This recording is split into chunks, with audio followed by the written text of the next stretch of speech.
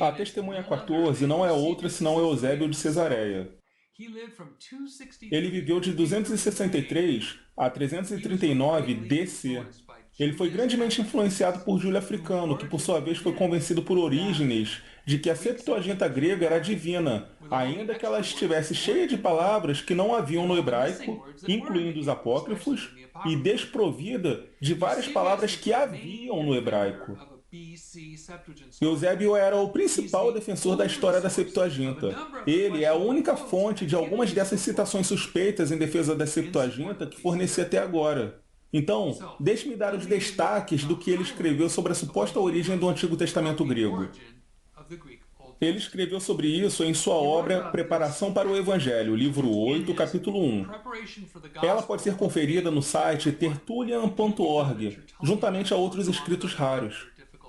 Eusébio alegou que Deus queria as profecias messiânicas traduzidas com precisão e expostas em bibliotecas públicas antes que o Salvador viesse à Terra. Então, Eusébio escreveu, abre aspas, Deus colocou esse intuito na mente do rei Ptolomeu, fecha aspas. Eusébio disse que, abre aspas, a tradução hebraica para o grego foi entregue pela providência divina e executada por homens que, por sabedoria e aprendizado na tradição de seu país, foram mantidos em alta reputação por sua nação, fecha aspas. Depois disso, Eusébio resumiu partes da Carta de Aristeia em seu livro 8, capítulos de 2 a 5.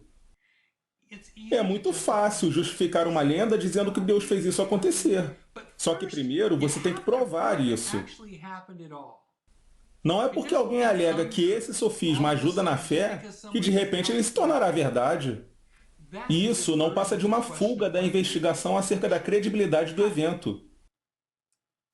Há quem diga que Deus fez a deusa Maria aparecer na colina Tepeyac da deusa mãe Tonantzin, no México. Esse povo pode muito bem dizer que isso mudou suas vidas para melhor. O que não significa que a lenda da Senhora de Guadalupe, da qual ninguém sequer ouviu falar até cerca de 118 anos depois que a aparição supostamente ocorreu, seja um evento histórico. Do mesmo modo, Eusébio não se torna crível só porque diz que Deus colocou na mente do rei Ptolomeu a ideia de fazer um Antigo Testamento grego. Primeiro, é preciso provar que isso aconteceu, a menos que seja um profeta. E Eusébio não conseguiu nenhuma coisa nem outra. Citar outras pessoas que também não provaram a existência de uma Septuaginta AC não quer dizer nada, ainda que as citações sejam muitas. Portanto, a testemunha 14 está dispensada. A testemunha 15 é João Crisóstomo, que viveu entre 349 e 407 d.C., mais de 650 anos depois da suposta origem da Septuaginta. As pessoas o chamavam de Crisóstomo, que significa boca dourada. Sério, vê se ele não lembra a banda de rock Smash Mouth, pois ele parece uma estrela de rock nessa foto. Essa boca dourada falou na igreja de ouro de Antioquia. Quando as pessoas sabiam que ele estava por perto, o chamavam para ser o orador principal. Portanto, sua boca o tornou bem popular, mas também o colocou em muitos problemas. O que ele disse de correto é para não focarmos na aparência externa e nas coisas caras, ignorando os pobres. Aqui vemos Hélia Eudócia, uma rica senhora, esposa do imperador Arcádio, chateada com João, pois ele não gostou de ver os cristãos se unindo aos judeus em suas festas e resolveu pregar contra isso em 8 homilias chamadas Discurso contra os Judaizantes. Foi aí que a boca dele cruzou a linha. De fato, nessas homilias, ele confirmou que há 3 testemunhas na terra e 3 no céu. Abre aspas. Eis que havia 3 testemunhas na terra e 3 no céu. Fecha aspas. É uma referência a 1 João 5, de 7 a 8, que já era conhecido e aceito pelo povo em 387 DC. Essa parte realmente é digna dos aplausos que recebeu. Só que depois, ele começou a atacar o povo judeu. Supunha-se que o seu sermão era contra os judaizantes, aqueles que tentam impor a lei de Moisés aos cristãos. Porém, ele se empolgou e começou a tratar a todo o povo judeu como os matadores de Cristo. Na homilia 6, Crisóstomo disse, abre aspas, pois os mártires têm um ódio especial pelos judeus desde que os judeus crucificaram aquele por quem eles têm um amor especial. Os judeus disseram, seu sangue esteja sobre nós e sobre nossos filhos. Os mártires derramaram seu próprio sangue por aquele que os judeus mataram. Fecha aspas. Ele também disse que os judeus jamais terão o templo de volta. Não sei como alguém pode se colocar no lugar de Deus dessa forma. E ele os chamou de assassinos e diabólicos por eles terem tentado manter suas festividades, ainda que não tivessem um templo em Jerusalém. Crisóstomo também gostava muito de Orígenes. Na verdade, ele gostava de Orígenes e seus ensinamentos, tanto que ele foi banido de Constantinopla por isso. Mesmo assim, ele continuou bem popular, tanto que o povo ameaçou queimar o Palácio Real se ele não fosse trazido de volta. Então o trouxeram de volta e deixaram que ficasse por um tempo. Agora, vamos ler o que Crisóstomo disse sobre a origem da Septuaginta. Está na homilia de Mateus, verso 2. Abre aspas. Os 70 podem ser justamente considerados mais confiáveis do que o resto dos tradutores. Os tradutores continuaram sendo judeus após a vinda de Jesus e podem justamente ser suspeitos de falarem na condição de inimigos e de ocultarem as profecias de propósitos definidos. Mas os 70, na medida em que executaram sua tarefa por volta de 100 anos ou mais antes da vinda de Cristo e tantos outros, estão acima de qualquer suspeita. E por causa de sua data, seu número e seu compromisso, podem muito bem receber total credibilidade, fecha aspas. Vamos desmontar isso. Primeiro, ele citou os 70, mas como você viu, ninguém sequer provou sua existência ainda. E note que ele diz 70 em vez de 72, que é o que consta na carta de Aristeia. Em seguida, ele mencionou 100 anos ou mais antes da vinda de Cristo. Há uma enorme diferença entre 100 AC e 276 AC. Por fim, ele alegou que eles estavam acima de qualquer suspeita pelo fato deles datarem de antes de Cristo, o que significaria que eram confiáveis.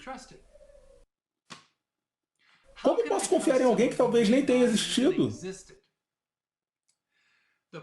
A questão é que mesmo São João Crisóstomo não conseguiu provar a existência de uma Septuaginta AC. Ele apenas acreditou nisso. Portanto, a testemunha 15 está dispensada.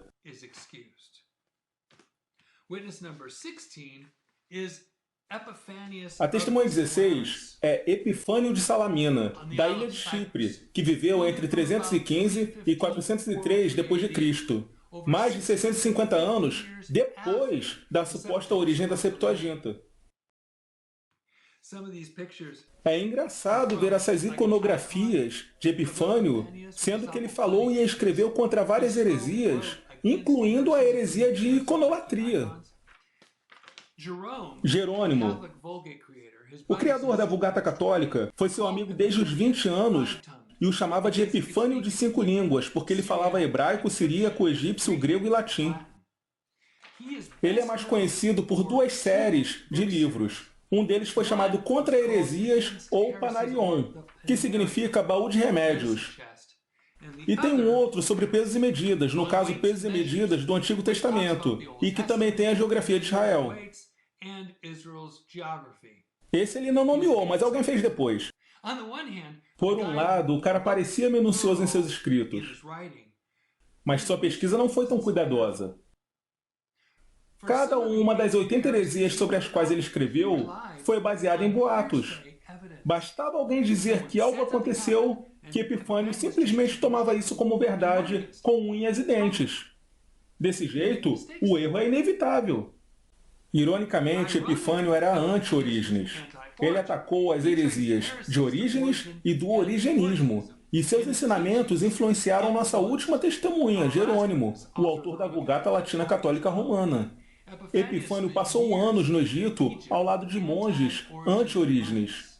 Depois disso, ele passou o resto da vida lutando contra os ensinamentos de Orígenes, que ele via como a raiz de várias das 80 heresias que condenou. Uma de suas últimas batalhas foi com o Boca Dourada Crisóstomo, pelo fato dele ter apoiado monges pró-Orígenes. Epifânio praguejou que Crisóstomo não morreria bispo, e Crisóstomo desejou que Epifânio não vivesse para voltar para casa. Acredite ou não, ambas as maldições se tornaram realidade. Crisóstomo foi deposto e exilado, Epifânio morreu no mar a caminho de Chipre.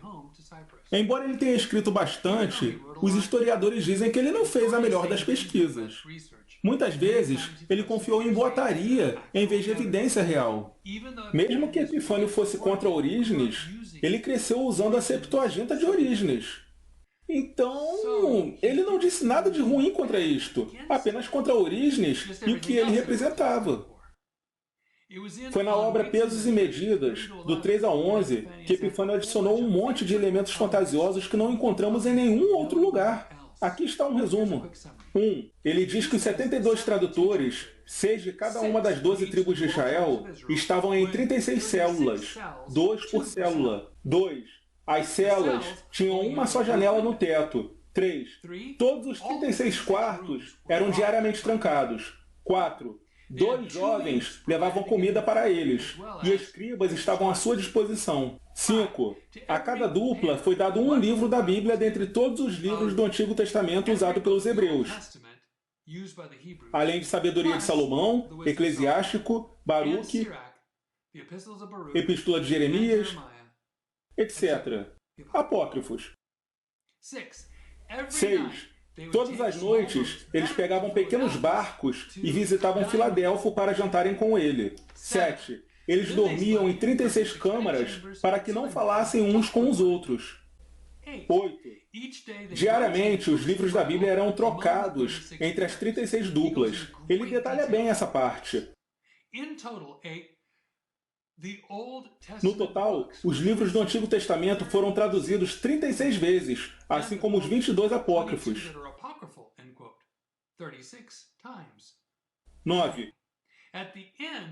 No final, o rei reuniu 36 leitores com as 36 duplicatas, além de um leitor com a versão hebraica.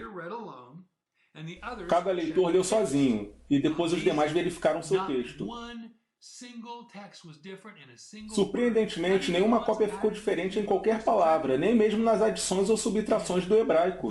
10. Assim, no 7º ano do reinado de Filadélfo sobre o Egito, ele disse que agora tinha uma cópia das escrituras hebraicas e 36 cópias de um Antigo Testamento grego perfeitamente inspirado pelo Espírito Santo, além de 22 livros apócrifos. Perfeitamente incrível, não? Ninguém inventara isso até então. Ele vai ainda mais longe do que a carta de Aristeia ao narrar essa história. Aposto que foi emocionante ouvir. O problema é que ele foi o único cara a contar isso dessa forma. Há muitas informações até então inéditas aqui, contadas por um cara que viveu mais de 600 anos depois da suposta data do evento. Portanto, a testemunha 16 está descartada.